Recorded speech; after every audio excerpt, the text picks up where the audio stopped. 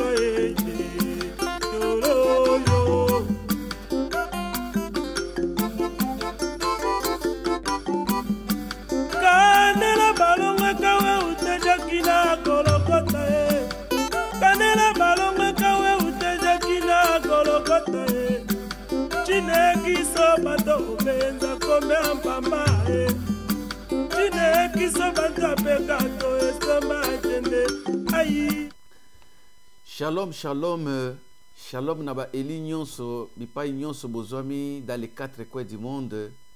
Shalom naba amoureux ya bonne nouvelle. Shalom naba nyonso ba sepelaka na feti na biso ya maloba na Nzambe. Shalom naba oyo bazali sensible po na tina na koyoka mongongo na Nzambe parce que butu na lelo bokozala dessus te Saint-Esprit azana rendez-vous. Butuna lelo Nzambe akiti pona tia na kopambola elimoko. Butuna lelo Nzamba akiti pona ko visiter libota moko. Butuna lelo Nzamba akiti pona tina na kopesa eyano epai na elimoko. Mukona lelo Nzamba sali biso faveur tozala parmi ba viva ya pokwa oyo. Voilà pourquoi tokozala reconnaissant pona ba bienfait oyo Nzambe asaleli biso toute la journée. Poete tokoka kokutana na pokwa boye na grande fête na biso ya évangile ya mokonzi na biso Christ Yesu. Voilà pourquoi na suite de reconnaissance avant to banda tokene koloba na Nzambe un grand merci pe ko recommander moment na biso ya fête ya maloba na Nzambe na sena loboko na nguya de manière que ye ale kanako kamba biso. Tendre Père, le Dieu de toute puissance, et tolingi koloba un grand merci pour ta bonté, pour tout ce que tu as fait parmi nous, Seigneur Mukonalelo. To pamboli monene na yo, les grands dieux de la Bible.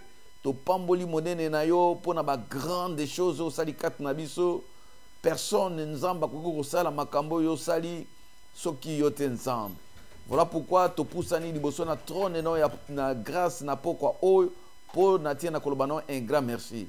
Te recommander suite à programme Nabiso entre tes mains, laisse que Seigneur ton esprit nous conduise parce que nous savons que c'est toi qui es l'enseignant par excellence. Yeba ko enseigner biso na poko na lelo pour na ko interpréter fidèlement penser na yo pe moloba na yo o e komami na kat na Biblia. Te recommander peuple nyonso o bazali ko landa biso na butu na lelo dans les quatre coins du monde. Bipa nyonso bazali Seigneur, laisse que ta puissante main et saisir bango pour la gloire du nom de Jésus. Ouazali Nzambe kolope mosungi na biso nde tolobi amen.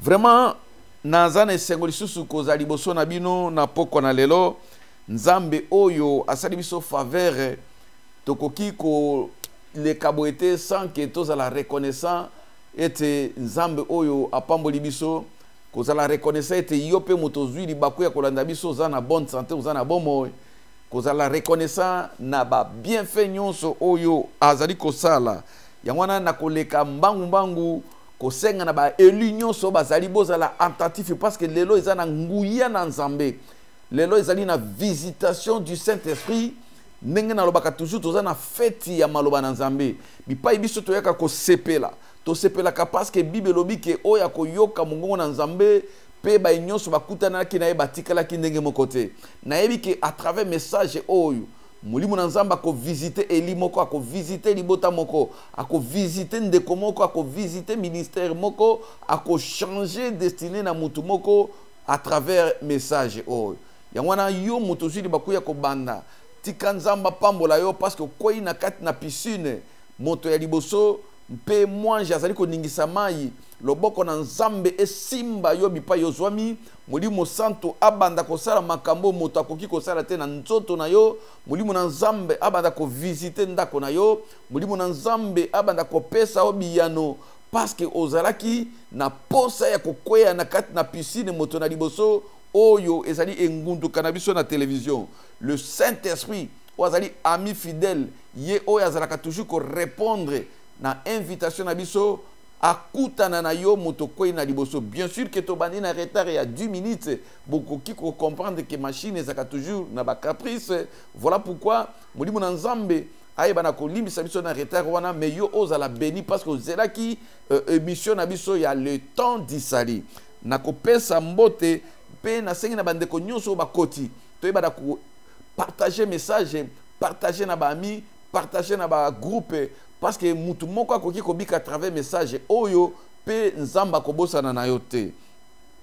Na pamboli bana nyonso ya Mepsa Efrata awana Suède pe na Stockholm na pamboli avant toutes choses chéri nangai l'évangéliste Sephora Likenja compagnon d'œuvre oyo azali ko soutenir mosala oyo butu na moy nzamba pambola yo ma chérie pe libota mobimba Likenja nazali ko pambola pe papa na biso bomoko ya mboka digital momo Patrick pe elongo na mama na biso Pauline bazali ko sala ke bino bomo na biso na bandako na bino na kimia pe bo pambola ma parmi na 4 coins du monde na bo sanité bandeko nyonso o bazana poko na lelo na pamboli servante na nzambe mama na biso Odette Basaboli na pamboli ma fille Sylvie Nyamweni na Mepsa Efrata na Yetebo nzamba pambola mama na biso Béatrice Njolu nzambe aleka na ko pambola ma fille Marlette Mimi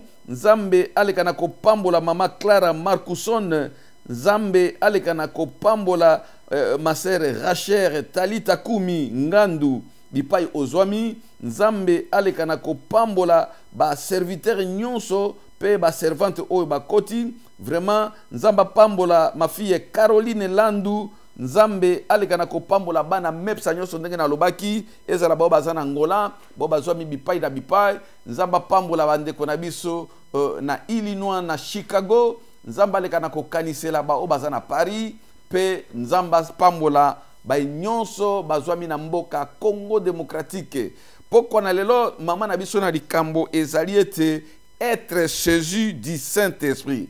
Bien-aimé, naebe ke pokwa na lelo molimo na nzambe akosimba motomoko chaque derrière parole de Dieu, chaque derrière déclaration, chaque derrière portion de l'évangile, il y a l'esprit de Dieu qui accompagne. Il y a un esprit qui accompagne le message.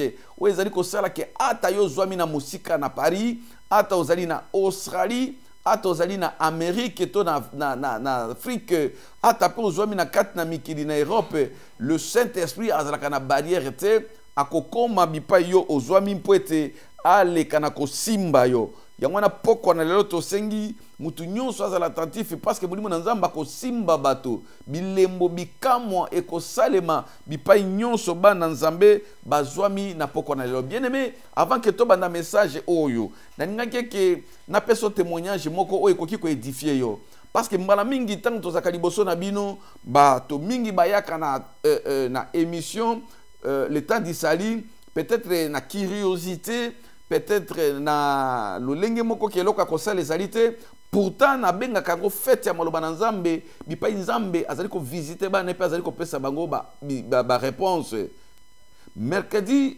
passé toteaki être réellement libre to tinga to badaki ko sambela pe toteaki ke posa na nzambe ngi ko lotalisa ke mutu nyonso azala vraiment na bosoni azwa liberté na ba dimension nyonso bipai satana kangaki simana kote ya message oyo lobi nango na tongo na tali telefone na ngai nzoka na butu ndeko moko abengaki ngai wana nazaki deja kolala ndeko ya bengi na mukili na France tokoyeba kobomba ville na ye pe tokoyeba kobomba kombo jusqu'à ce que ye moko akolinga koleka po a témoigner aussi le temps que nan tozui confirmation a été tokoki kopesa kombo te mais tolingi kopesa témoignage oyo pona ko édifier mutu moko aza kolanda oza kolekisa tango na yo pamba te liboso na émission le temps d'Isali. Bien aimé tango tozali koteya ezaki na ndeko oyo azaki na problème munene na bomoi na ye ya maladie ekomaki chronique et incurable. Azaki na maladie ya vibrant et vimbaki et komaki par pudeur tokoki ko utiliser ba terme nyonso te o ya lobi et komaki ko détruire ye na bomoi sinaye. Alors pourtant azana ndako libala pe ndeko yo mobali azali européen topé français. Na simana tango muke e komaki ke bako na kosala e opération pe balongola biloko nyonso ya bomwasi e nikolo bake akokoka kobota lisusu te pe akozala lisusu te na ba désir oyo ya bomwasi pona bomoi na ye e ndeko ya komaki kolela parce que douleur komaki kotungisa ye akomi koluka bato na Nzambe kolantisa bana ba témoignage ne alobi ke abengi moto na Nzambe moko moto na Nzambe oyo alobi na ke avant ke nga na sambela pona yo nga ba client na nga nyonso avant to sambela batindela nga mbongo liboso abengi bango ba client na ye ndeko oyo azaki na misolote mara moko molimo na Nzambe tindi akota na site na biso ya bomoko ya mboka eboitango akoti na bomoko ya mboka akuti nga nazali koteya être réellement libre et azui téléphone na ye to ordinateur na koti na ngona cuisine parce que mundele mobile na za mundele koti ya bandi ko landa émission nyonso kino na suka bien aimé tango to bandi ko sambela ya moni ke o ezaki message na ye ya fukami na kati ya cuisine na ye pe bandi ko sambela tango to zali ko sala ba déclaration ke bato ba koma réellement libre molimo na Nzamba kiteli na kati na cuisine asimbi na bisika oyo malade ezalaki ayoki lokola moto na kati na makolo na ye ayoki lokola basopeli ye mai ya moto ya makasi atali na sebo nzoka ezalaki makile ezali kobima vibro me pasuki yango moko abandi kokumisa Nzambe cuisine mobimba ekomaki na makila abandi kokombola pe asilisi kokombola o nyonso etikalaki ebimaki pe vibrome nyonso elimwe na nzoto na ye abenginga azali kolela Nzambe na bikamwa asali opération oyo ba médecin bakokaki te na France mobimba oyo balingaki bazongisa na mboka Congo démocratique parce que akomaki inutile et abenginga pona kotatola munene na Nzambe simana mikolo soki Nzambe na Israël asungi tokosenga na ndeko oyo akoma ti na mboka na Suède awa ya kotémoigner na bomoko ya mboka ndenge ba oyo bautaki na mokili ya Espagne bayaki kotémoigner ndenge ba oyo bazali kouta bipai na bipai koya kotémoigner eke na nzela na media Nzambe azali kosimba pe bato bien aimé na poko na lelo Nzambe oyo asimbi ndeko na mokili na France alongoli vibrant me pe apesi délivrance sans aide ya médecin ndeko Nzambe oyo azali na makoki na butu na lelo na kosimba yo bipai ozwami ezo dépendre na attitude to na esprit oyo koteli nango na émission ezo ko dépendre na confiance ya maloba oyo ozali koyoka kati na bisika oyo tika Nzambe na basakoli alika na kopambola ba eli nyonso ya ona liko pambola basai na Nzambe nyonso basutena kabiso na kati na mosala oyo lokola papa na biso le docteur Esaïe Saïf lokola mama na biso Mosakoli Mente lokola servante na Nzambe mama Micheline lokola ba servante nyonso bazali ko soutenir biso na mabondeli bipai bozwa Nzamba pambola bino bato na Nzambe pe ba pakola minene na nzela na soutien na bino bilembo bikamo ezali ko sala matango toza ko sakola maloba oyo butu na lelo molimo na Nzambe molimo na basakoli akosimba libota moko yango tolobi ke tokote ya lelo être saisi du Saint-Esprit. Alléluia. Molimo na Nzambe kosimba mana molimo na Nzambe Bien aimé, le Saint-Esprit, c'est l'esprit où il y a dans la Bible, l'esprit de l'Éternel. Ils ont dit tout simplement Nzambe moko. Le Dieu que nous servons, c'est un Dieu où il y a un esprit. Yango toko mona même depuis la création, avant même la création, Bible dit que au commencement, la terre était informe et vide. Mais c'est l'esprit de l'Éternel qui se mouvait au-dessus des eaux. Il y avait que l'esprit de l'Éternel. Il y avait que l'esprit de Dieu. Donc Dieu donc est esprit. Avant la création de toutes choses, Israël qui déjà coexistait. Donc ça dit que le Saint-Esprit, c'est Dieu lui-même. C'est son esprit. La manifestation de Dieu. Donc Nzambe abadaki ko se manifester depuis avant la création du monde comme un esprit. Et puis tant abadaki ko kelabato même dans l'Ancien Testament, Dieu se manifestait toujours par son esprit. Abadaki ko visiter bateau. Azali donc un esprit oh ya bonzambe, un esprit supérieur du kona ba esprit nyozo. Et na kat na Bible ezali ko tali sabiso que Dieu est esprit. Il faut que ceux qui l'adorent en esprit et en vérité. La Bible dit que ce Dieu-là est esprit. Donc quand vous entendez parler du Saint-Esprit, c'est l'esprit de Dieu, c'est Dieu lui-même. Et bah oyo bazali ko kumisaye, ba bazali ko teyaye, ba bazali ko lukaye, ba lukaye en esprit parce que Dieu est un esprit supérieur au-dessus de tout esprit. Il faut que ceux qui l'adorent donc en esprit et en vérité. Donc, depuis la création, Dieu utilise, donc Nzamba Zali ko utiliser son esprit pour na kokota na contact na ba être humain. Okomona ke tango Nzamba alingi ko créer, Bible lobi ka sali mabele, a sali yango na lolenge ya moto, à l'image de Dieu, mais dans cet homme-là, il n'y avait pas un esprit. Kola ke ko zoi ke ko oyo, a souffler na zolo na e, pour que cet esprit-là ekota. Nzambe akota na katne keko moto akoma sikoyo moto nzambe, ça dit qu'il y a moto mais nzambe katina moto par l'esprit de Dieu. Esprit wana de kota ki katina moto yango moto akomi lelo être vivant abandi ko tambola parce que esika nzamba zali vie ezali katina yango. Donc nzamba zali ko utiliser esprit na depuis la création pour que akota na contact na bato. Ndenge moko na butu na l'autre temps ba être saisi du Saint-Esprit, Dieu va utiliser son esprit pour akota na vie na yo, pour akota na libota na yo, pour akota na ministère na yo, pour akota na ba faire na yo. Le Saint-Esprit, l'esprit de Dieu et koya ko saisir yo, et koya ko saisir libota na yo, et koya ko saisir misala na yo, et koya ko saisir pour que épée sa vie. Là où il y a l'esprit de Dieu, vinde ezalaka toujours kolanda. Donc, ce qui nzamba koti, ce qui a simi moto, mutu wana koti kala sous ndenge mo côté. Donc, yago yako mona ke molimo mo santu azali nzambe koya kokota nzela o nzamba yaka ko visiter bato pour nzamba réaliser mission na vie ya moto, pour nzamba réaliser vision na kat na mokili, akoya à travers son esprit. Akosa makambo minene à travers son esprit. Pour nzamba changer situation ya vie na yo, okomona te nzamba yebwe na mandefu to na lolenge yo zo kanisa, ako kitela yo na ndako no na molimo ndenge nazali ko tebwe, l'esprit de l'Éternel zako kitana kat na ndako ya mutu moko. Elingi ko saisir mutu oya kozala disponible avec un cœur ouvert pour que akende ko simba asale loko nzamba lingi atia vie bisika kufa ezalaki a changer situation ya mutu moko à travers son esprit. Yango tolobi que être saisi du Saint-Esprit. Bien aimé, ça est sengo munene comme on a mutu. Soki molimo nzamba simbio.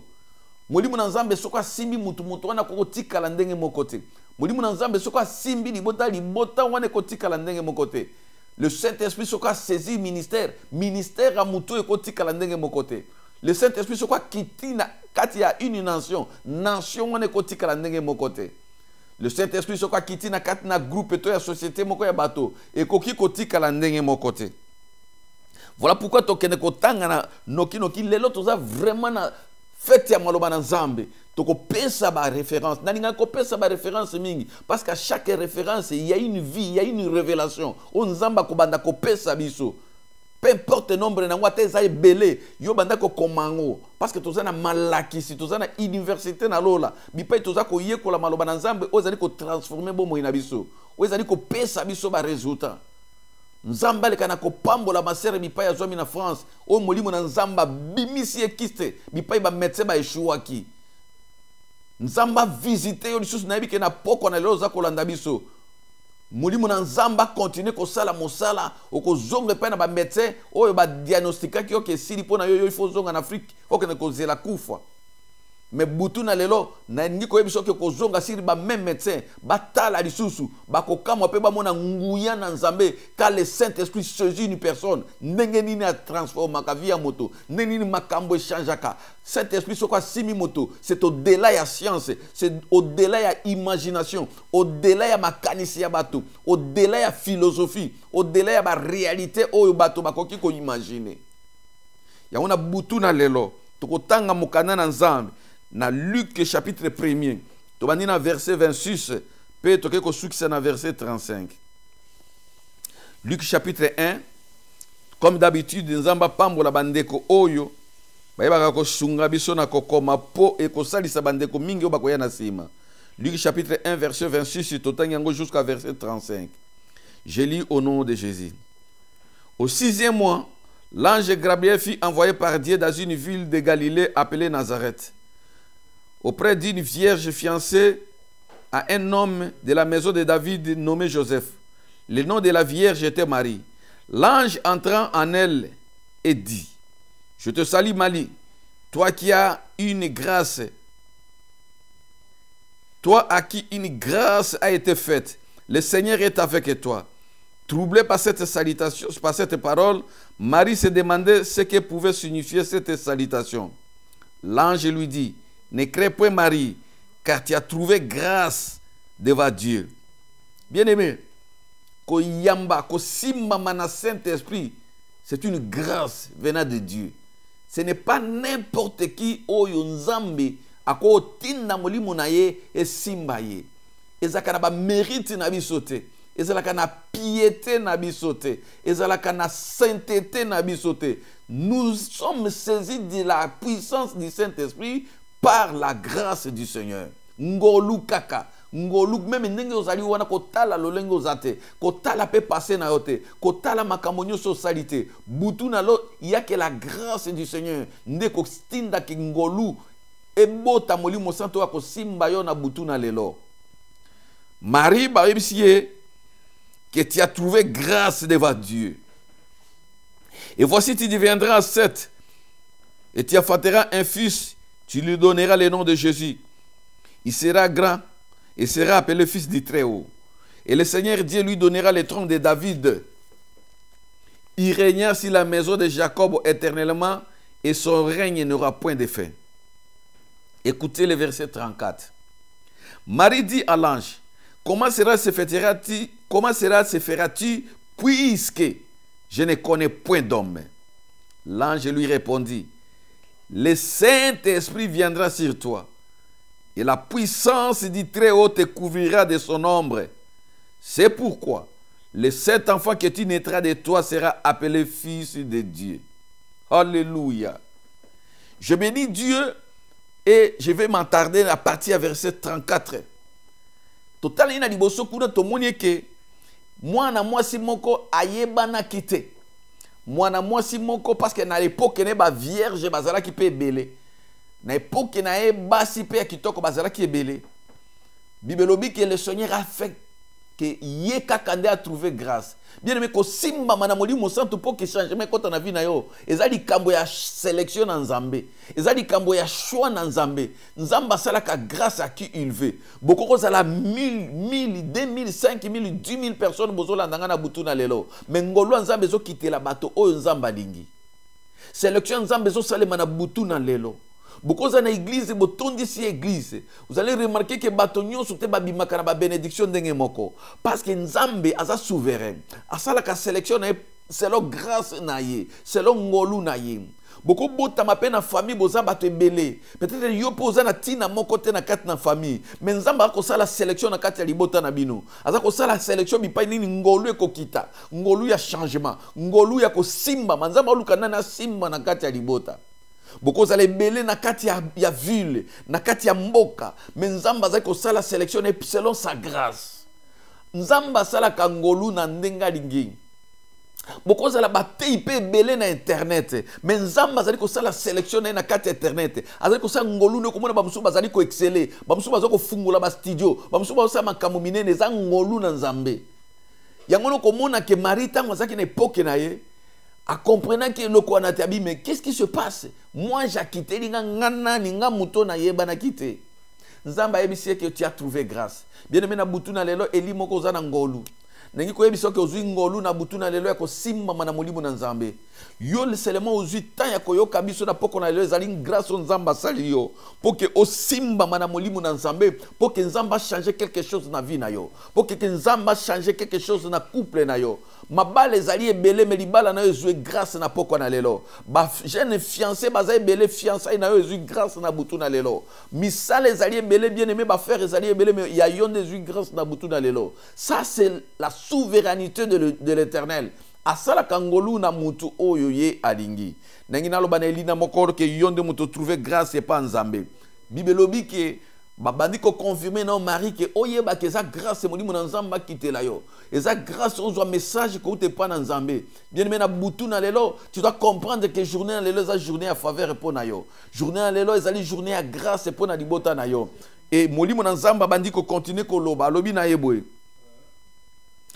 tango abandi ko mitungisa alobi na ke Marie dit à l'ange mais ngai na ko kende ko bota ndenge nini parce que moi j'appelle ce message que ozwingolu mais kati na yo likama munene ezali ko bima oko zoazemi oko bota mwana ba ko benga mwana na Yawe na bibele Maria yeba ketane ki azalaki vierge pe akokaki ko bota te pour azalaki na mobali te bazaki na moment ya fiançailles scientifiquement ezaki komona na kesa possible même tu lelo aucun médecin aucun scientiste akoko biso que moi ça akoko bota sans accouplement ya mobali bango bakokota na biologie bakokota na science bakokota na médecine bakotali so que ezali impossible moi si abota sans que azana mobali c'est comme ça que diable akoki kotali ça que situation ezali impossible de changer que situation banano ezali impossible que échanger que situation mobile no ezali impossible échanger que situation ba faire no ezali impossible échanger le diable akoya ko l'action ka face à impossibilité le diable akoki ko ko l'action ka pona yo esiri habitala age na yo ko bala lisusu te tala ndenge makambo zo ko tambola mboko makambo ekomi crise économique yo ko bonga lisusu te mboko yo mundela zo ko pesa lisusu mukanda te bako l'action face à impossibilité que siri pona tina na yo bako tali so ke yo ko ki ko zo apeli musalate dossier no ici baby ba antécédent judiciaire et belé donc yoko bonga soutien na poto le diable a lukaka kolaki sa face à impossibilité pourquoi pour atinda bato ba se rebeller contre nzambe ya mwana komona ke problème na vie na yo makambo zo tungisa yo komona ke ata ozo samela l'ennemi akoya kotalisa ka face à impossibilité ya condamnation que epai na yo esili pour a décourager yo nangi na biso edi na poko na lelo face B o bazali kotali c'est du mensonge face A ezali face A wanande ezali tango Saint-Esprit ayaka ko saisir moto Maria banayi komona ngote a comprendre ki ngote abi mais comment cela se fera-t-il c'est la question peut-être que toi tu te poses dans la vie comment se fera-t-il que ngana bonga comment se fera-t-il que bana ngaba bonga comment se fera-t-il que un jour ngapena la ta bague comment se fera-t-il que ngapena la ta voile le kola baninga nyoso tu te poses des questions ozana ba question mutu na moi question na azali komi poser na butu na lelo. Comment se fera-t-il que le ministère n'a pas s'épanouir? Comment se fera-t-il que n'a pas voyager surtout en Afrique? Parce que fusée zo pesa malisu te pona tia en Europe. Na saka pe na famille en Europe. Comment se fera-t-il que ngana comme en Europe? Bien aimé, ça ce sont des pensées humaines, peu diaboliques. Oh Satan a ko tali sabato, pour a décourager yo. Et la Bible dit que Marie aussi s'est posé cette question. Kubota pendant que Nazali vierge, comment cela se fera-t-il? Oui, cette même question, Nabutu na lelo bato mingi pe baza komi poser. Mais qu'on continue à poser internellement parce qu'il y a une bonne nouvelle pour toi. Il y a une bonne nouvelle pour ta famille. Il y a une bonne nouvelle pour tes enfants. Il y a une bonne nouvelle pour ton ministère. Il y a une bonne nouvelle pour na makambo nyonso o satana bandaki ko talisa comme face B ou atalisa ki o impossibilité. Bien aimé na ngina pesa bonne nouvelle. Bonne nouvelle yango ezali nini? L'ange reprend, il dit: "Oh Marie, ne t'en fais pas parce que humainement ezali impossible. Aux hommes cela est impossible, mais à Dieu il y a une révélation, il y a une opportunité on zambatiki alobi que le Saint-Esprit. Alléluia. Bien-aimé, j'aime être l'ami du Saint-Esprit. Écoutez ce que l'ange lui dira. Dans verset 35. Le Saint-Esprit viendra sur toi. Et la puissance du Très-Haut te couvrira de son ombre. Et loko nde ezali ko pesanga nsoto koningana. Balobi que le Saint-Esprit viendra sur toi. Saint-Esprit akokita likolo na yo. Mais tant y a kokita bazongi sisusu bache et de conjonction balobi et la puissance du Très-Haut te couvrira de son ombre. Bien-aimé, ombre ton lilingi ezalaka reflet to image et réalité ya objet moko ou etelemi sika lumière ezali. Or nous savons que Dieu lui-même, c'est lui le grand soleil, c'est la lumière de ce monde. Et Jésus-Christ, c'est lui notre grand soleil et la lumière du monde. Quand il est venu dans ce monde, il a dit, je suis la lumière du monde. Jésus a bien déclaré que c'est lui la lumière. Et lui, quand il est la lumière, tango sika ténèbres zali, à côté de la lumière naye, ombre naye siko ekoya ko zipayo. C'est ça la puissance du Saint-Esprit. Et cette lumière, eza na ombre na yango, eza na elilingi nango, elilingi na Yesu koya ko zipayo. Tango molimo na nzamba kokita, ombre na ye ko bomba yo. Et pas na ba ennemi no eko zikisa bango, parce que lui le grand soleil, mais pas na yo, ezali ko couvrir yo, ezali ko bomba yo pour que oza la détruire na face B. Au diable a kokaki kotalisa yo pour la détruire na ba déception, oza la détruire na ba ennemi, oza la détruire na oyo nyonso ezali ko tungisa yo pour ozali ko se poser ba question comment cela se fera-t-il. Bibelobi l'ombre de tout puissant. Alléluia, la puissance de Dieu, la puissance du Très-Haut, la puissance de ce nombre te couvrira. Yangonde ko changer makam. Yangonde moto koya ko longolo na position ya ba questionnement. Yangonde koya ko longolo na ba position ya ba doute. Pe na butu na lelo. Na diko senga ombre ya Saint-Esprit kitana ndako na yo. Le Saint-Esprit a kitana libota na yo. Le Saint-Esprit a kitana na vie na yo. Babi que le Saint-Esprit viendra sur toi. Parce que Mgouya ya molimo santunde et kitaka pona ko saisir bateau. Dieu vient nous visiter au travers de son esprit. A kiti likolo na Marie. Abi Marie ko banga lo côté. Makambo yo zomo impossible. Tango molimo santo ko simba yo. Tango molimo na nzamba ko kita likolo na yo. Et lilingi na ko bomba yo. Makambo nyonso ko changer. Et bien nous savons la suite que le Saint-Esprit est descendu. Maria yeko zwa mwana, bato bakomi ko kamo. Même fiancé na Joseph, alobi que non. Ngana yebi ki yo zalaka vierge. Makambo yo ekoki ko sale maté. Ce que tu as triché, il faut to kabwana kaka. Personne ne pourra comprendre quand tu seras saisi du Saint-Esprit. Ba résultat ekobi makati na yo, bato mingi bakobi tuna, mais yeto fanda na ya tangu mulai. Makambo yo utuapi non, muto ya simbikisi. Muto yo asimbikisi. Parce que le Saint-Esprit quand il saisit une personne, a changer ma pensée na bato, a changer ma raisonnement na bato sur ta vie. Oyo bato ba kanisa ka keza impossible pour na yo et ko koma possible. Yango nozo ko mona que quand le Saint-Esprit a simba ki Marie, même attends mobile azala quitté, l'impossibilité est comme qui possible. Tika le Saint-Esprit a simba et limo kona butu na lelo.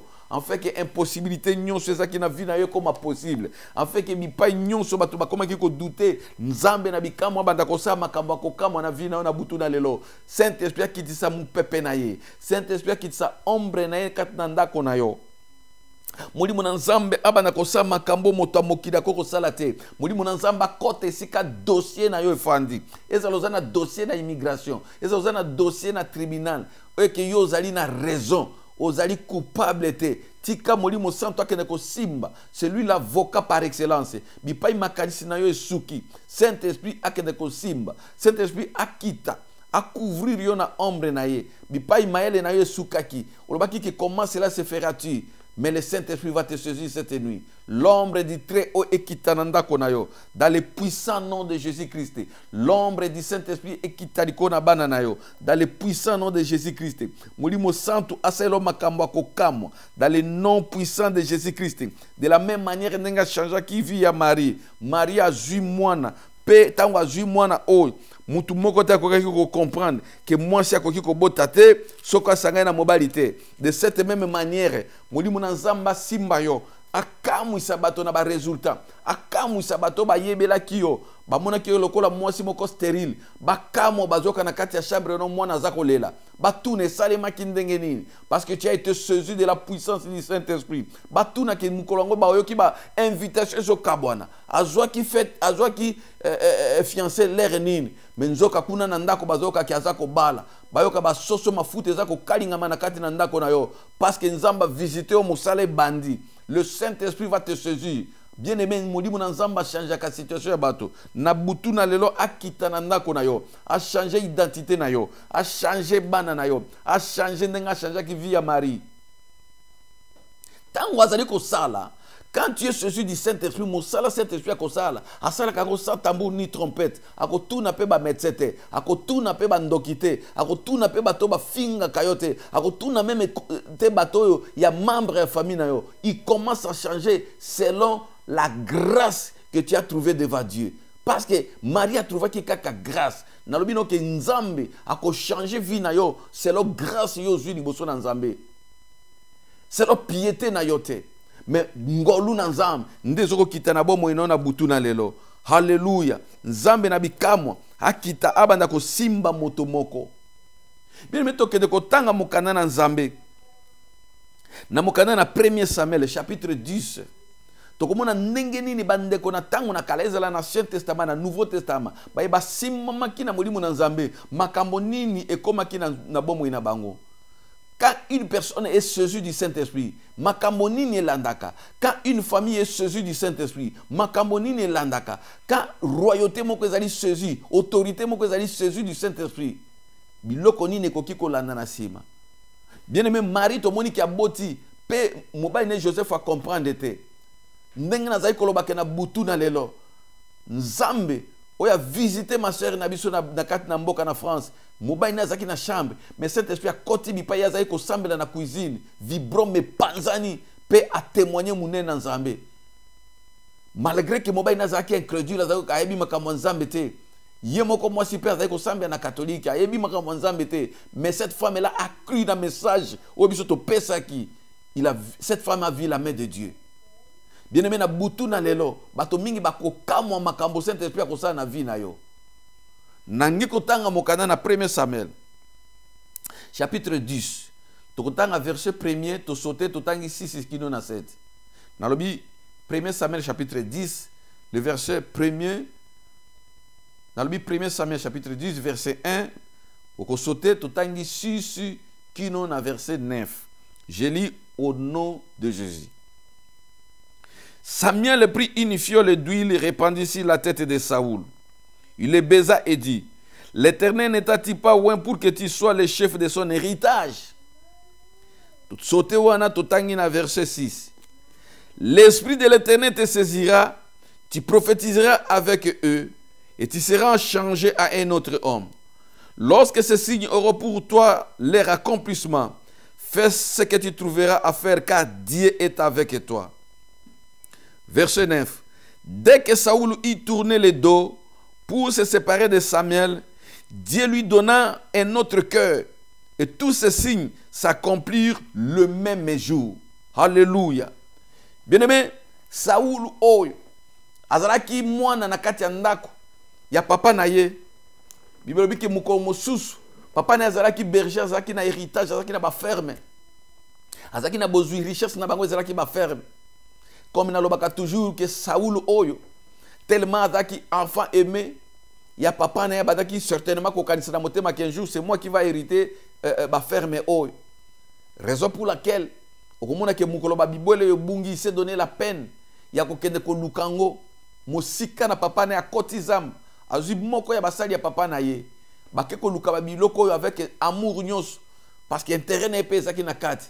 mais ayeba na kité famille na bango yeba na kité bazaki ba berger bien aimé akeko luka ba bibwele peut-être lokola yo pe famille no yeba nité peut-être lokola yo pe komono yeba nité peut-être même na balabala mino ba yeba kateke yo zala kawana bien aimé c'est comme ça que nzamba sala ka bato grâce nzamba sala ka bato mingi grâce bato yo bato bazali ko tia kate bato yo bato mokili bazali ko mépriser bato yo apparemment aza komona lokola aza na eloko akopesa te e bato wana nde nzamba asalaka grâce eza nde yo moto ozoyokanga na butu na lelo nzamba alingi kosala grâce quelle que soit position ya bato na vis-à-vis na yo bazali komona ke yo eloko malongo ekouta te parce que oza famille bobola parce que epai na bino mutu moko te asisa université epai na bino mutu moko te abala ministre epai na bino mutu moko te aza na mwa biloko makoki ekomona na kekoki mpe kochange bien aimé tika bato baseka famille na yo baseka position na yo sociale mais ngolo nzambe kitili ko na butu na lelo ngolo nzambe kitili ko na libota na yo nzambe asala kaboko pona ko confondre bato mayele mwana na biso ndeko na biso Saula bandiko kende ko luka bibwele ya papa na ye la Bible dit que tanga komi pendant 3 jours azo luka bibwele azo mona te alembi alors qu'il faut to zonga et puis na mosali il faut to zonga bien aimé écoutez ce qui s'est passé mosali alibine papa toko zonga boete na kati ya mboka oyo ezali boso na biso il y a un homme de Dieu mosakoli azali kuna oh bien aimé béni soit celui qui confie au serviteur de l'Éternel bato bazali na confiance na basakoli tokomi na génération moko parce que ba mususu parce que les faux les mal est comme tellement écrit bato basangisi tous les serviteurs na panier moko azali ko qualifier bato na nzambe de la même manière bango nyoso ba venturier mais peut-être que tu na yemoko en particulier aventure nini basala yo komona azape na réponse te lokola yoka kaka bato mususu lokola mona na télévision mona na vidéo ali asangisi bato na nzambe Saoul ayebaki qu'à l'époque là il y avait des faux prophètes mais quand tango ba yebisi na mosali que dans la ville il y a un homme de Dieu il y a un prophète de Dieu la Bible dit que tout ce qu'il dit arrive ezana no na basakoli ezana no na bato nzambe o ba pakola mina mafuta o ba katami ngenga pona ko sakola de la part de l'Éternel bien aimé bazana no cause la distraite na ba vidéo cause la distraite na ba antéchrist ba koti na internet pona ko diaboliser évangile pona ko diaboliser même ba vrai serviteur yo zala sensible na écoute à Saint-Esprit pe yoka tango nzamba zali ko benga yo. La Bible dit que le serviteur lui dit tout kene na ville il y a un homme de Dieu bazaki mi balé tabi un mais tout ce qu'il dit arrive. Oh bien aimé andimaki abi mais qu'est-ce qu'on peut apporter à cet homme là abi moi j'ai quelque chose ngai ezabi loko na ngate mezaya yo mais na yebi ke muto na nzambe soki tokuta ene makambo ko changer yango na vie il faut koyeba banani yo kotambola na bango banani bazali ko encourager yo po kutana na lipamboli na yo bato nini yo zali kotambola ngo banani bapesa ka conseil yo ba camarade noka bato ba kimisa ka église ba camarade noka bato ba finga ka ba pasteur ba camarade noka ka bato yo bazali ko diaboliser ba pasteur na télévision soki ba yoki likambo pasteur ba kosala ngo publicité ba bimisi na ba journaux mais tous les mal ya mokili oyo ba gouvernement ya mokili baza kosala oyo ba ministre ya mokili baza kosala oyo ba pagano bazali kosala même ba église mususu oyo bango ba bengaka ke ba église nzambe okoyoka bango bazoloba te mais yonde bato kangamaka na bango wana o ba critique ka bato nzambe o ba finga ka ba pakola mina nzambe ozali pe ko kende église moza ko finga même pasteur na bino oyoki baza ko finga pasteur bi surtout ya biso hi surtout ya biso yo po koti na kati ya makamu mais Saoul atambola ki na moto moko oyo makambo ngo etala ki pe ete yazali kutu travailleur mais tango amoni ke Saoul azali tellement na besoin kuta na moto nzambe et kaza ko yeba te l'ami qui était à ses côtés son serviteur a aidé pour kuta na mosakoli bien aimé est-ce que yo edaka bato ba kuta na nzambe est-ce que yo edaka bato ba kuta na basai na nzambe ou bien na nzela na yo bato mingi ba kima église ou bien na nzela na yo bato mingi ba yina ba pasteur ou bien na nzela na yo bato mingi ba témoignage ya lokuto opesa etinda ke bato mingi ba boya kosambela mais cet homme là a yebisi moto nzambe a yebisi Saoul abi ke tokende dans la ville bien aimé tango ba komi kuna oh changement ya makambo esalemi moto ya kende ki pona koluka kaka bibwele akoma bonzoka nde ezalaki nde mokolo ya kozala saisi du Saint-Esprit. Lokwa mukona lelo peut-être oye okoti na émission le temps disali kaka pona kotala. Oyebi te nini ezo abi totala su nani wana ezo azoloba kuna. Totala su na venturier moko boya za koloba kuna. Oye peut-être pona ofinga po koma osala ba critique na se okoma kuna na se kuna makambo ngo etali yote mais yo koti kaka posa ba commentaire ya mabe pona kofinga. Yoka bien-aimé. Saoul akomi na kati ya mboka. Molimo na Nzambe esi lataki deja mosakoli na buto abina kotinda motolobi. Yende motoko sopela mafuta. Mafuta wana ezaki lemba molimo santo. O Nzambe aliki ko sopa na mutu ya Eli moko na butu na lelo. Mafuta wana ndezali elemba molimo santo. O Nzambe aliki ko sopa na kati ya famille moko na butu na lelo. Mafuta wana ezali molimo santo. O Nzambe aliki ko sopa liko na ministère moko lelo.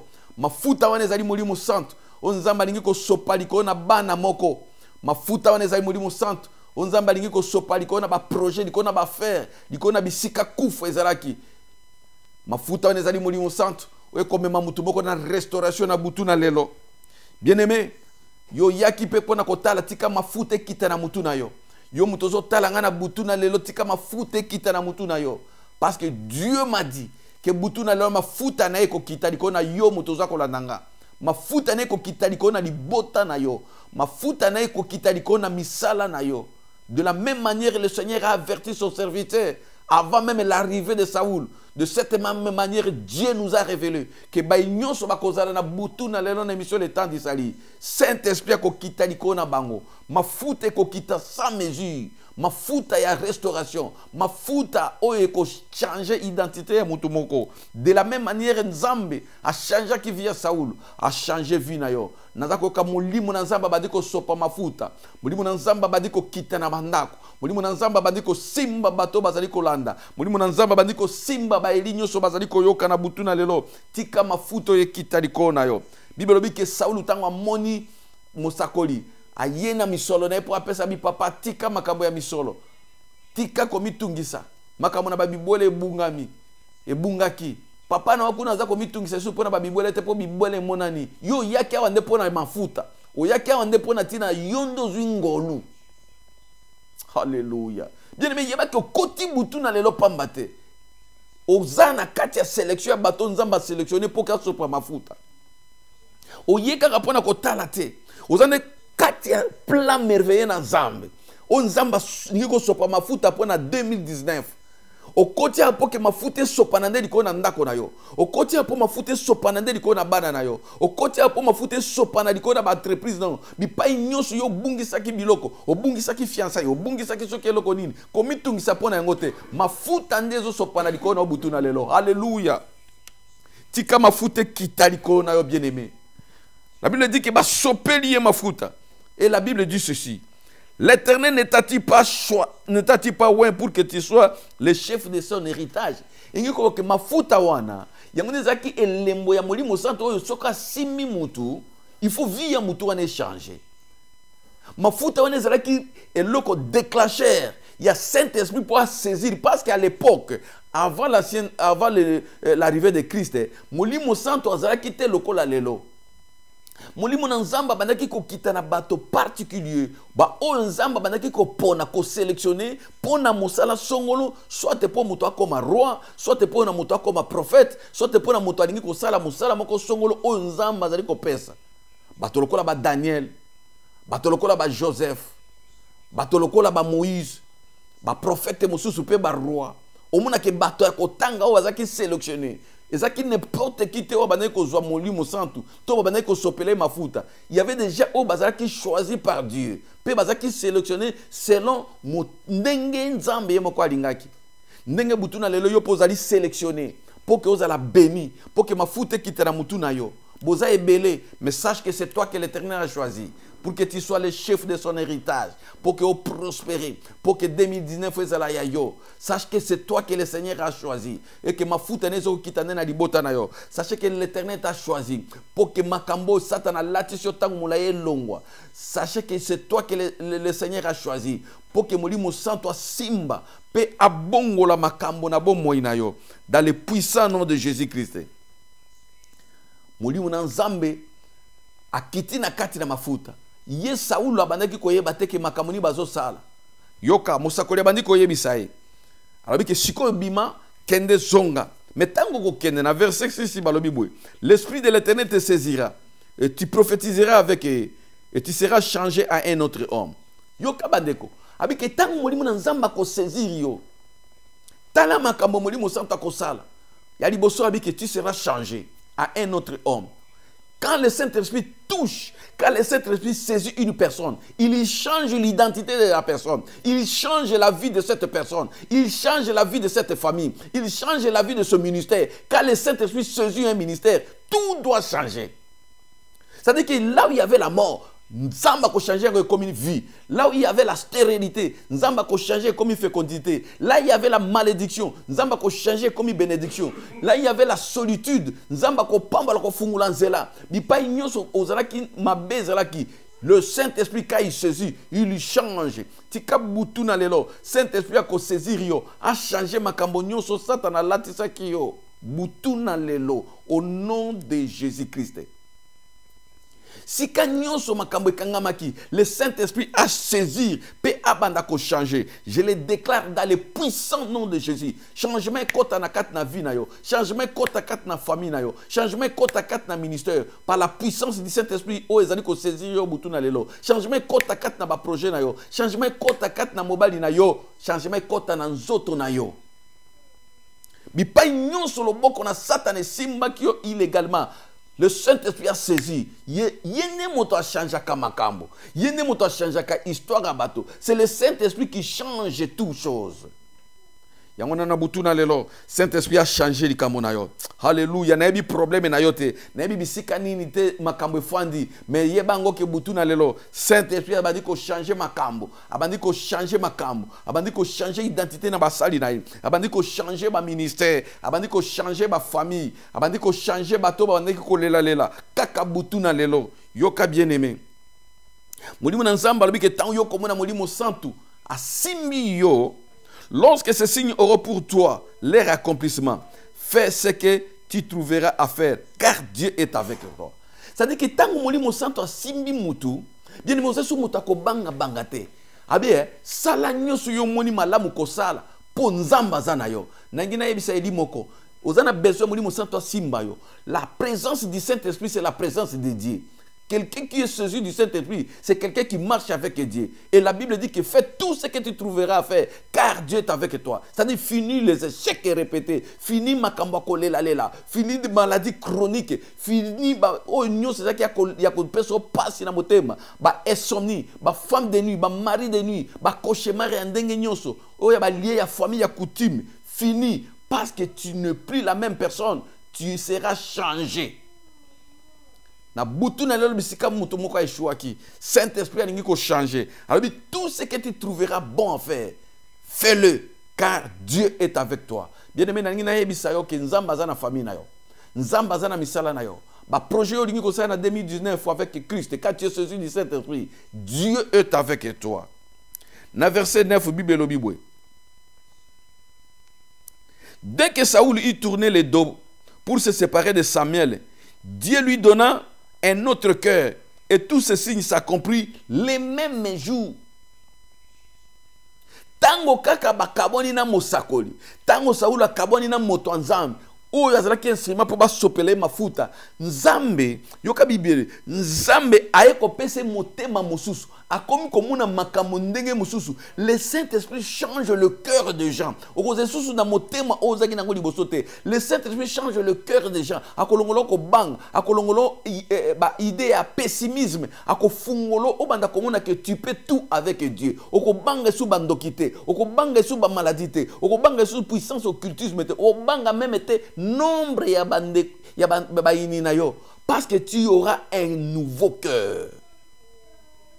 Que Dieu change ton cœur cette nuit. Alongolo motema ko banga banga. Alongolo motema ya incrédulité. Alongolo motema nyonso ya kozala pessimiste. Ataba lobi que c'est toi que Dieu a choisi. Ozo kota lobi comment cela se fera-t-il? Que ton cœur change cette nuit. Dans le puissant nom de Jésus. Nzambe lelo mo sungina kokam. tango molimo ne azali ko simba yo a changer yo motema okoma moto mosusu okoma moto nzambe obanda komona makambo lokola nzambe oza na motema o ya bonzambe otambola de succès en succès, de progrès en progrès, parce que tu n'es plus seul, tu as la puissance du Saint-Esprit o e saisir yo na butu na lelo dans le nom de Jésus-Christ. Alléluia. Bien-aimé nzambe na bikamwa hazana biso elongo yango komona ke bandeko mingi batambola ki na Yesu Kristu bazali kondima te ye aza nani aza kotambola na bango ayebisi bango ke ngande nkolo nzambe oyo nkolo atindi na se na moi abi wakolia nzoto na ngate wakomela makila na ngate abongi te amona bikamwa nzambe bato bando tambola tango bayoki bo bakimi ndambo muke batikala ki ba persévérer na Christ bakangami na ekino na suka metango Yesu akomi awa yoka makambo Bible za kotalisa biso na Actes des Apôtres na chapitre 1er verset 4 kino na verset 8 Bible lobiboy comme il se trouvait avec eux il est recommandé de ne pas s'éloigner de Jérusalem mais d'attendre ce que le Père avait promis, ce que je vous ai annoncé leur dit-il, car Jean a baptisé d'eau. Vous serez baptisés du Saint-Esprit. Alors les apôtres réunis lui demandèrent, Seigneur, que ce temps que tu rétabliras le royaume d'Israël. Il leur répondit, ce n'est pas à vous de connaître le temps ou le moment que le Père a fixé de sa propre autorité. Verset 8. Mais vous recevrez une puissance. Le Saint-Esprit surviendra sur vous. Et vous serez mes témoins à Jérusalem, dans la Judée, dans la Samarie et jusqu'aux extrémités de la terre. Alléluia. Bato batambola ki na Christ. Ba yekola ki pe maloba na Nzambe pendant 3 ans et demi. Ndenge leo to mona bato pe batoza ko kota ba école ya théologie, ba école ya ministère, toza ko yekola bon Nzambe, eza mabete. Mais molimo na Nzamba leki makambo nyoso. Okoki pe kozala docteur na théologie. Mais si tu n'as pas le Saint-Esprit, si tu n'as pas le baptême du feu, théologie ne ko servir batone lo côté. Okoki ko silisa Bible mobimba na ko yekola. Mais so molimo Nzamba kiti kati na yote kufandeko. Awo bango ba yekola ki. Yesu ayebisi bango ngana zo kende. Mais na ofungula bino siko secret ya suka. Bobimate. Bobimate. Il faut molimo na Nzamba kita simba bino. Bon mona sima ya ko simba mana molimo santu makambo ko ya na connaissance bozana ngo na makambo boyekoli siko suki bo simba mina molimo santu boko mona. La Bible dit que bafanda ki bazali kozela promesse na kati ya chambre haute et le jour de la Pentecôte quand le Saint-Esprit est descendu vie na bango est changé. Le Saint-Esprit est venu et changer identité na bango. Pierre a bimi na mukolomoko plus de 2000 personnes au bazwaki baptême bayambi lobana et bandimi malobana Pierre. Personne ne pouvait croire dans malobana avant, mais quand le Saint-Esprit est venu, le ministère de Pierre a changé. Le ministère des apôtres a changé. Bien aimé ndenge moko tant molimo na Nzambe zo simba yo makambo nyonso zo changé. Molimo na Nzambe a changé identité na bango. Bato bakomi ko luka ko simba même bilamba na Pierre. Bato bakomi ko luka ba pangusa ta mouchoir na bato oyo. Mais avant que basimba na molimo sa tu muto yeba ki bangote. Muto ko pe ko skolanda bangote. Le Saint-Esprit est comme la mutu renommé. Le Saint-Esprit est comme fungola ba porte oyo mutu te ko kay ko imaginer. Butu na lelo Saint-Esprit a fungola ba porte. Donc tu sais comment que Jésus-Christ yemoko lokola zaki Nzambe azaki modèle na biso. Okomona même na discours na ayeko talisa biso impact ya ko simba na molimo santu. Atalisi biso ke okoki kozala même nani mais soko simba mite na nguya na molimo santu. Bien aimé eza pamba parce que c'est lui le chemin, c'est lui la vérité et c'est lui la vie. Alors biso toza ko tambola sur le pas de Jésus-Christ. Regardez ce que Jésus déclara. Ayeko pe sa déclaration solennelle ya mission na ye bien qu'azaki Nzambe mobimba lataki nzoto mais yoka eloko moko ayeko loba na Luc chapitre 4 le verset 14 jusqu'au verset 21. Luc chapitre 4 le verset 14 jusqu'au verset 21. Je lis au nom de Jésus. Jésus revêtu de la puissance du Saint-Esprit. Oh là là. Jésus revêtu de la puissance du Saint-Esprit, retourna à Galilée et sa renommée se répandait dans tous les pays de l'entour. Vous comprenez que Saint-Esprit m'a appelé sa renommée.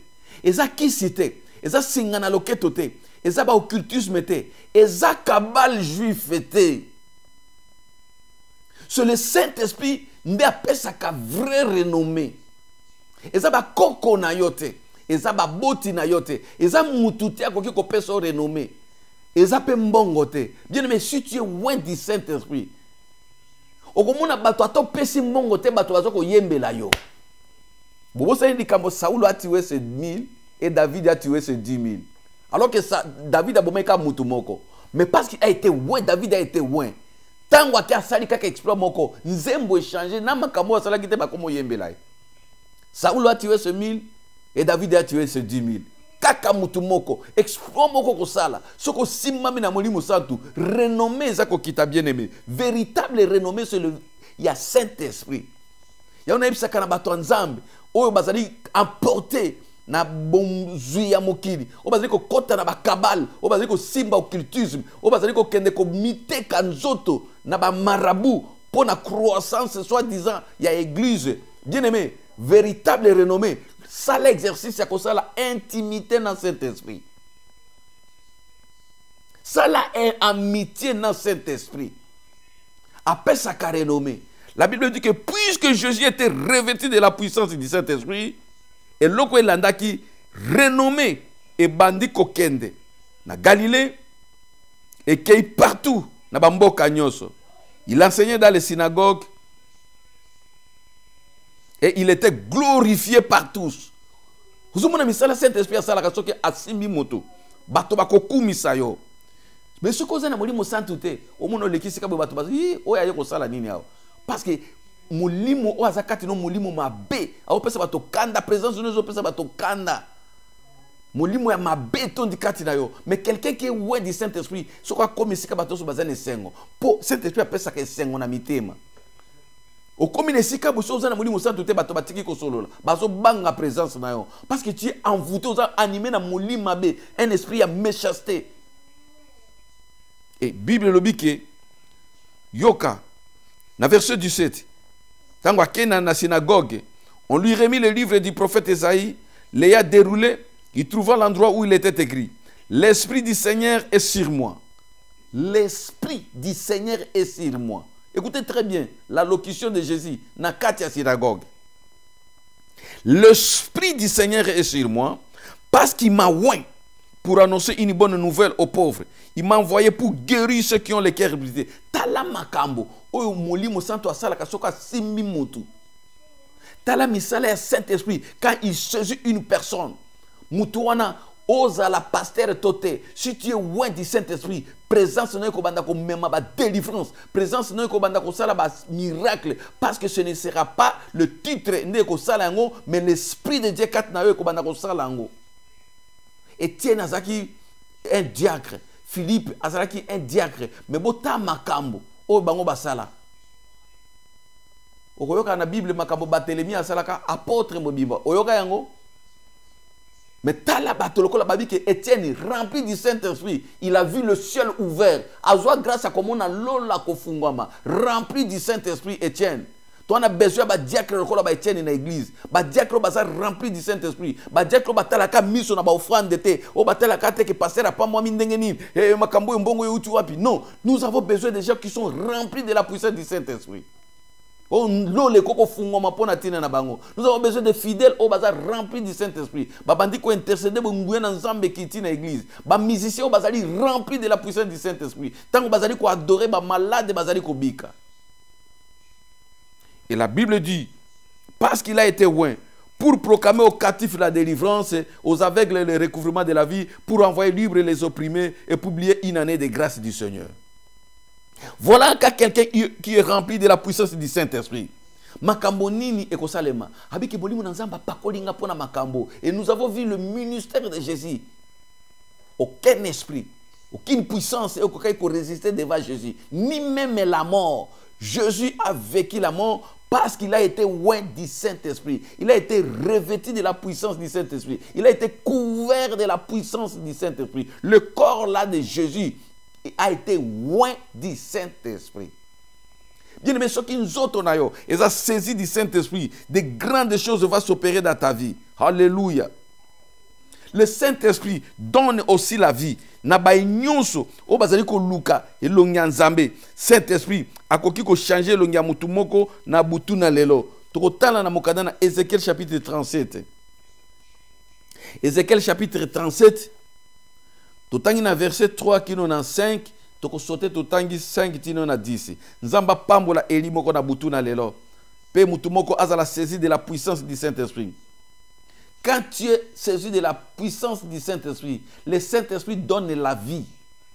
Ce que koti, ce que simami na molimo santu, kufa e kokoma bomoy. Yo kama kambonzamba zali ko sala. Ézéchiel chapitre 37, verset 3 jusqu'au verset 5. Je lis au nom de Jésus. Il me dit, fils de l'homme, ces ossements pourront-ils revivre? J'ai répondu, Seigneur l'Éternel, tu le sais. Et il me dit, prophétise sur ces os, dis-leur ossements desséchés, écoutez la parole de l'Éternel. Ainsi parle le Seigneur l'Éternel à ces os. Voici, je vais faire entrer à vous un esprit et vous vivrez. Nzamba zako mema mosakoli. Na lubwaku moko esika miku ezalaki kufu ezalaki. Il n'y avait pas la vie na kati na vallée oyo. Akuti mikuwa ya kokauka ya bato ebele mikuwa okoki ko dénombrer yango te. Menzamba ye na moto na ye atelemisi mosakoli abi papa naza ko tuna yo mosakoli. Mikuwa yo ekoki ko zwa bomoy. Ndenge pe bato bazota likamono, est-ce que likamono ekoki ko zwa bomoy? Est-ce que situation ekoki ko changer? Est-ce que kufu ekoti na liboto ekoki ko longwa? Est-ce que kufu ekoti na ba faire ekoki ko longwa? Bato bakotala apparemment ministère babi ministère qui kokufa. Est-ce que ministère ko telema lisusu? Bato bazalaka 5, 10, 15. Alléluia. Bakomi ko tchola. Bien aimé, si tu es dans le droit chemin et que ozako tambola na kobanga nzambe, ba déclaration ya bato ebangisa yo te. Yoka makambo. Nzamba ekoloba nae. Prophétise ici ces os et dis-leur ossements desséchés, écoutez la parole de l'Éternel. C'est au travers de la parole de Dieu que yon okoyeba kozala saisi de la puissance du Saint-Esprit. Au travers de la prédication des envoyés de Dieu. Nanzana ba sakoli ne molimo nanzamba ko simba yo bipa yo zoami. Na qui c'était na occultisme était bien aimé. Tango zoko ka l'évangile pire. Ozako ka lilobanzambe. À travers cette parole, il y a un esprit de Dieu qui va toucher ton corps. Kaka ndenge na zakoloba. Bipa ikouf ezalaki. Bible lobi écoutez la parole. Ainsi parle le Seigneur, l'Éternel à ses os. Voici, je vais faire entrer à vous un esprit. Déjà, n'importe yo, manifestation ya monimo na nzambe ezalaki te. Effusion ya Saint-Esprit ezalaki likona motonyo sote. Mais nzamba lobi aponi kaka miko ezalaki délaissé, desséché na kati ya vallée. Alobi ke bipai espoir ezalité. Moi, je vais faire entrer en un esprit et ils vivront. Oh bien-aimé, ça dit que quand l'esprit touche même les ossements, bah ossements il faut avoir vie. À combien plus forte situation na yo yo motozana na bomo yo komi mikuwa te. Pona nini vie ekota te na vie na bomo na yo. Pona nini vie ekota te na couple na yo. Pona nini vie ekota te na ba frère na yo. Pona nini vie ekota te na ministère na yo. Bato baza komona sécheresse makasi accentuée prolongée.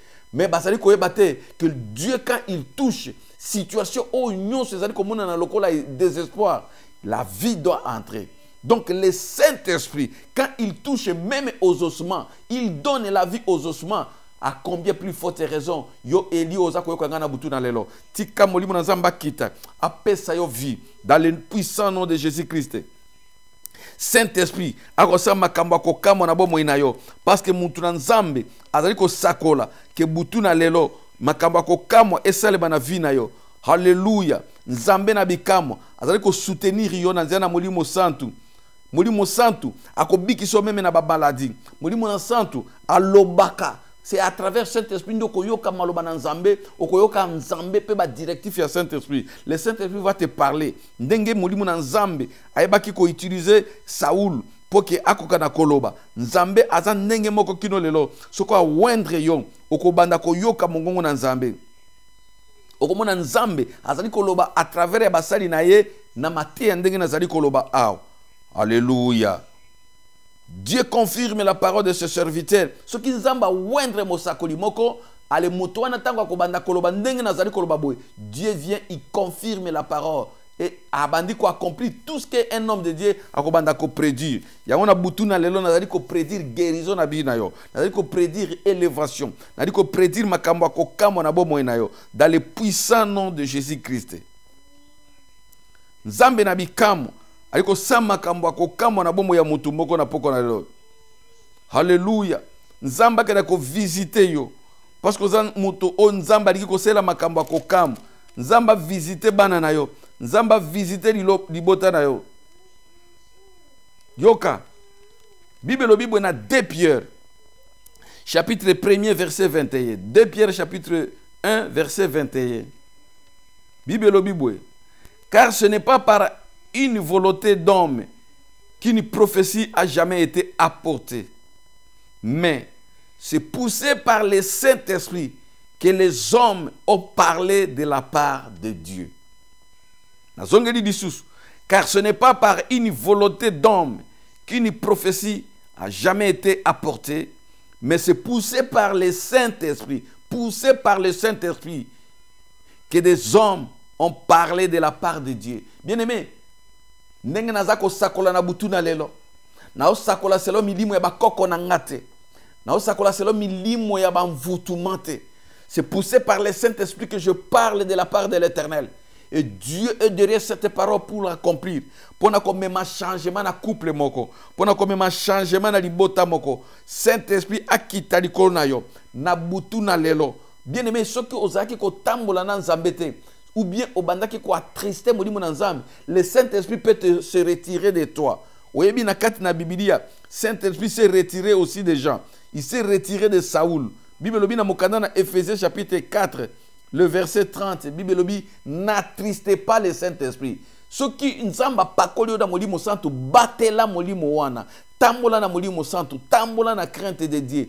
À chaque fois que okotika molimo ensemble, okene ko simba magie, okota na ndako ya bonganga, o simba occultisme, ti oza ko attrister molimo santo. Chaque fois que vous avez abandonné, molimo na nzambo a saisir libota na yo. Molimo na nzambo a lingi ko selo ba grande chose. Là tu es en train d'attrister le Saint-Esprit. Pe Saint-Esprit a koloyoka mawa kolongwa kati na yo. Même ata obandaki ko pela na ba prophétie, même ata obandaki ko pela na ba miracle. Yango komona bato na nzambe belelelo. Molimo na nzamba si a se retirer likolo na bango ndenga se retirer ki likolo na Saoul. Et comme ba délivrance ya ko tindika bato, ya ko bamba bato bambata na makasi. Pour molimo na nzamba za susute. Le Saint-Esprit se retire des gens. Quand il est attristé, il se retire des familles. Au moins, il y a des gens bazakasyo na molimo santo te bateli kana ba verset biblique. Ba yebi Genèse c'est dans l'Apocalypse. Mais le Saint-Esprit n'est pas na kati na bango. Le Saint-Esprit s'est retiré na ba église belé et comme kaka carrefour ya bana quartier, ba kutanaka, musique ya bana quartier pour passer aza mona mboka, aza moto école na biso, aza mona quartier na biso, vieille quartier te tokende kuna. Mais il n'y a pas le Saint-Esprit dans cette assemblée. Dieu a un esprit. Et la Bible dit que ceux qui l'évoquent, ils invoquer, ils adorer en esprit et en vérité. Le Saint-Esprit s'est retiré de Saoul. Dans 1 Samuel chapitre 16 verset 14. Oui, quand le Saint-Esprit est attristé, il se retire d'une personne. Dieu sort de cette personne. Il cabote, la gloire bannie. Donc, Kembanzambe longwe katinayo. Makambo koloba uza ko teabwe bato bakomi koyoka motema pasi kanda. Comme je viens un homme de Dieu d'Angola. Abani ko teabwe bato bakomi ko bimati église mbaba bimi. Parce que le Saint-Esprit s'est retiré de lui. Bien-aimé, il faut que soigner Saint-Esprit na vie na yo. Relation non na Saint-Esprit, amitié non na Saint-Esprit. Tolingi ko sambela bien-aimé. Na poko na lelo. Ce qui Saint-Esprit se retira qui pas na yo, repas seulement. Loba Saint-Esprit na lingi sala amitié na yo, na lingi yaka kozonga kati na ngai. C'est encore possible. Dieu peut renouveler son esprit à toi. Si tu t'es retiré de lui, ici, à se retirer, le Saint-Esprit, Dieu peut encore renouveler son alliance. Nzambe azali capable de renouveler l'alliance na butu na lelo soko zaki kopela na molimo makaba molimo ezalaki melongwa butu na lelo Saint-Esprit azali capable ya kozonga lisusu kati na yo. Alléluia. Soko kotanga mukada na Nzambe avant que toke de kosambela bien aimé makamine nezali kosalema awa. Totangi na mukada na Zacharie chapitre 12 verset 10. Alors Zacharie chapitre 12 verset 10. Alors je reprendrai sur la maison de David et sur les habitants de Jérusalem un esprit de grâce et de supplication. Alors Bible, un esprit de grâce et de supplication. Et ils tourneront les regards vers moi, celui qu'ils ont percé, ils plairont sur lui comme on pleure sur un fils unique. Ils pleureront amèrement sur lui comme pleure un premier-né. Donc, Israël ba oyo ba bunga kinzela. Oyo zali bisakoli tango Israël bazali ko se repentir ko zonge pa na Nzambe. Bible lobi ke Nzamba ko kitisa ngolu na bango. Esprit à grâce. Na verset 10 babi un esprit de grâce ko kitape à supplication. Parce que bako zongisa Israël bako zongisa makanisi na bango pa na Nzambe. Bako mona ba percer ba mpota oyo bango ya Yesu Kristu pe ba wangana kiye. Pe bakolela ke pona nini toyebaki na kondima moto yote pona nini toyebaki na kobomisa moto oyo ekolela na bango wana Nzamba koyokela bango mawa. Cela veut dire que quand une personne se répand, il y a un esprit de grâce et kokita. Dieu est capable de renouveler alliance et sous parce que Saint-Esprit est kota. Ba nyonso ba ko se repentir na butu na lelo. Saint-Esprit azonga kat na bino. O soko ko se repentir sincèrement o leli diko na masumu na yo. Et loko esaki que Saint-Esprit a la tristesse a longwa. Soko ko se repentir na butu na lelo. Le Seigneur est capable à quitter ça un esprit de grâce et sous du kolo na yo pour que azongi so na kat na alliance et que molimo na Nzamba saisir yo lisusu. O continue ko sala bilembo bikamwa na Saint-Esprit elongo. O continue ko kende de succès en succès. O continue ko kende de progrès en progrès. Voilà pourquoi na ngina sambela et pas na ndeko moko. O ya bunga kinzela. O kende ko simba kisi. O simba ki magie. O tambula ki na ba camarade mabe. O kota ki banda kwa bonganga. Saint-Esprit a se retira ki pa na yo. Na ngina sambela pona yo. Yo pe oza la saisie du Saint-Esprit na butu na lelo. Alliance sika ezala liko na yo. Faveur na Nzambe kita liko na yo. Na ngina sambela bien-aimé. Bi pa yo zali. Loba Saint-Esprit yaka ko saisir nanga. Yako saisir libota nanga. Yako saisir bananga.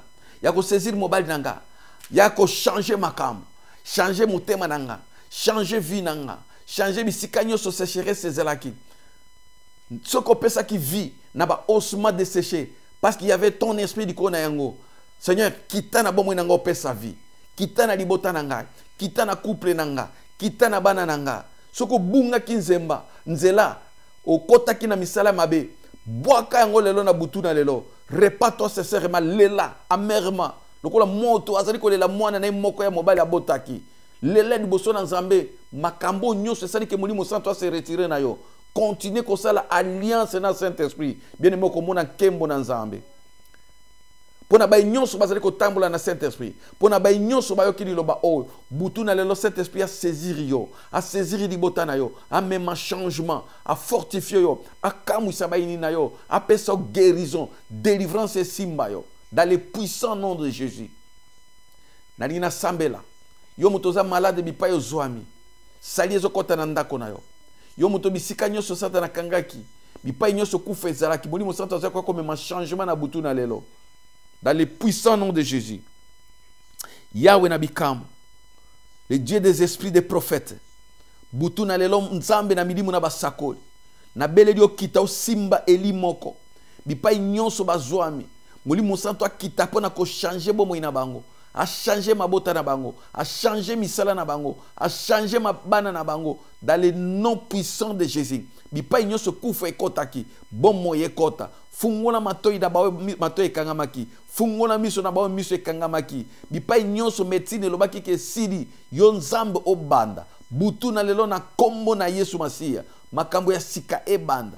ba nyonso ba pengwa ki mosinga na yo o bazali ko milela na tango nzambe ngolo ya repentance molimo na grâce quitter la bango en fait que alliance ya sikaye banda na bomoi na bango dans le puissant nom de Jésus-Christ ba nyonso balandi message yo papa tika molimo na kita na bandako na bango soki tokoyoka matatoli lokumu ekozonga nde epai na yo to bondeli muke kati na kondima me mingi otikali nzambe okokisela moko c'est l'homme désir ya motema na ye na kombo na Yesu wazali nzambe pe mosungi na biso tolobi merci Seigneur Jésus-Christ. Nzambe alekana kopambola ba eli nyonso bino ba bolandaki pokwa na lelo message oyo bien aimé na yebiki ezaki mulai mais nzamba lingaki ke a visiter biso na ba enseignement oyo pe molimo santo asimba moko na moko na pokwa na lelo avant là la loba Saint-Esprit saisis-moi, saisis ma vie, saisis mon ministère, saisis ma famille. Saint-Esprit saisis ma femme, saisis mon mari.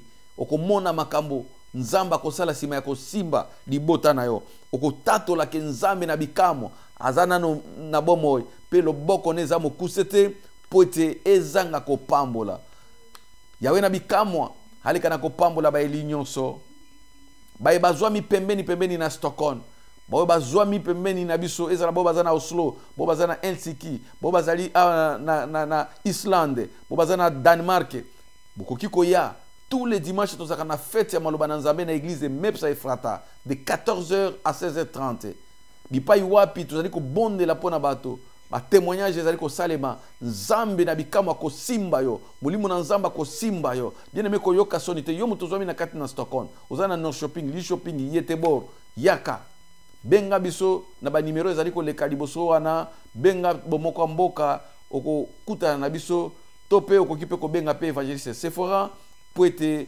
to bana ko sambela pona likambo na yo nzambe na bikamwa apambola batu nyonso balandi basai na nzambe comme na lobaka bazali ko soutenir biso tika nzamba apambola na kanisi chéri na ngai l'évangéliste Sephora likanja na belela ka etango nyonso parce que soki yete musala oyo boza komona eza ko kende liboso te nzamba apambola o ma sœur apambola o mama ba mingi baloba tokoma lokola bandeko tokokani leki na ngana molimo nzamba apambola bomoko ya mboka na mzela na masini butu moya azali ofure ya moulin po ke bomona biso na bandako na bino pe bikamwa esalema na bandako na bino apambola pe mama na biso Pauline pe libota mobimba ya Momo Digital to pamboli pe basai na nzambe na bosa na te mopakola mina nzambe évangéliste Destin na mboka na Stockholm nzamba pambola bao bakotaki na poko na lelo na pamboli pe Dr Ezaï Saïf na moni boza ebele penza nzamba pambola Nina Diakese na Belgique kuna wana zali disciple liboso na Mepsa nzamba pambola o Diakese Diambote bon anniversaire longue vie epai na yo pe bana nyonso bipai bazwa mikuna nzamba pambola bona na ngai bela na France nzamba pambola ba nyonso bakoti na poko na lelo ba oyo na sina pesa ki mbote na liboso nzambe na biso akanisela bino soki Yesu akoya te tokutani mercredi prochain na 20h30 kaka na émission na biso le temps d'Isali. Que Dieu vous bénisse. Bye.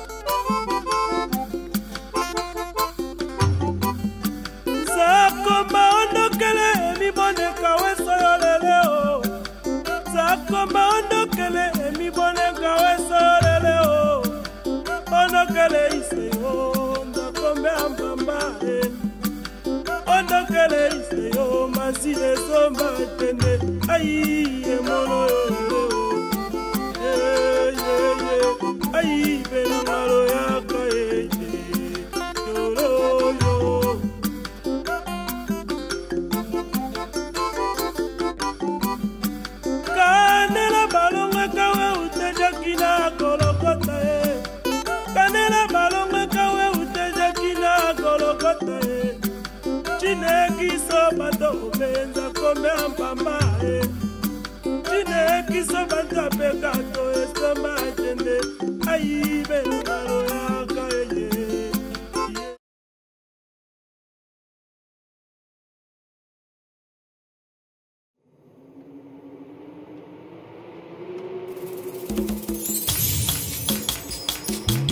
Mokonzi ya milimo Ei mokonzi ya milimo